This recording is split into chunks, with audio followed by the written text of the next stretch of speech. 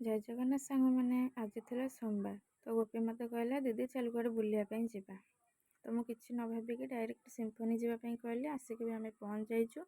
ଆସିକି ଦେଖୁ ତ ବାହାରେ ବହୁତ ସାରା ଲୋକ ବସିଥିଲେ, କାହିଁକିନା ଯେହେତୁ ଖରା ଦିନ ବାହାରେ ବହୁତ ଭଲ ପବନ ହେଉଥିଲା, ଲୋକ ସେଠି ବସିକି ଏନ୍ଜୟ କରୁଥିଲେ। ଆମେ ତ କରିବାର ନଥିଲା କାହିଁକିନା ଟାଇମ୍ ବହୁତ କମ୍ ଥିଲା ଆମ ପାଖରେ।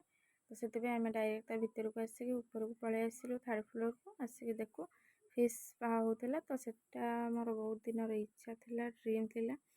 ତ ଆସିକି ମୁଁ ସେଟାକୁ ଟ୍ରାଏ କଲି, ବହୁତ ବି ଭଲ ଲାଗିଲା। ଆପଣମାନେ ବି ଚାହିଁଲେ ବି ଆସିକି ଟ୍ରାଏ କରିପାରିବେ। ବେଶୀ ବି ଚାର୍ଜ ନାହିଁ, ତା'ର 100 ରୁପିସ୍ ଅଛି।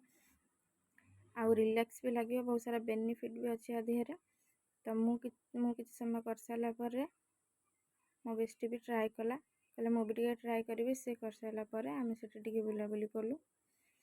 ଲାଇଫ୍ରେ ଏମିତି ଗୋଟେ ଟାଇମ୍ ଥାଏ, ସବୁ ମଣିଷଙ୍କ ମନରେ ଜୀବନରେ ଦୁଃଖ ଥାଏ, କଷ୍ଟ ଥାଏ। ତାପରେ ବି ଭଗବାନ ଏମିତି କିଛି ଲୋକଙ୍କୁ ଆମ ଲାଇଫ୍ରେ ରଖିଥାନ୍ତି ଯେଉଁମାନଙ୍କ ସାଙ୍ଗରେ କିଛି ସମୟ କଟିଦେଲେ ଆମକୁ ବହୁତ ଖୁସି ଲାଗେ କି ଲାଇଫ୍ରେ।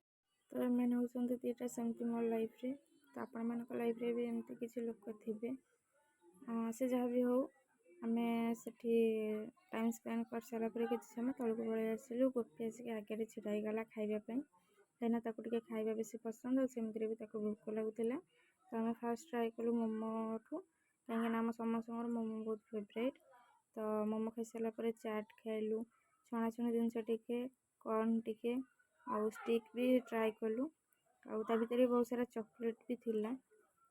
ତ ଆମେ ସବୁ ବୁଲାବୁଲି କରିସାରିଲା ପରେ ଆମେ ଏବେ ଘରକୁ ଯାଉଛୁ। ନେକ୍ସଟ ଭିଡ଼ିଓରେ ଦେଖା ହେବ ଆପଣମାନଙ୍କ ସାଙ୍ଗରେ। Thank you.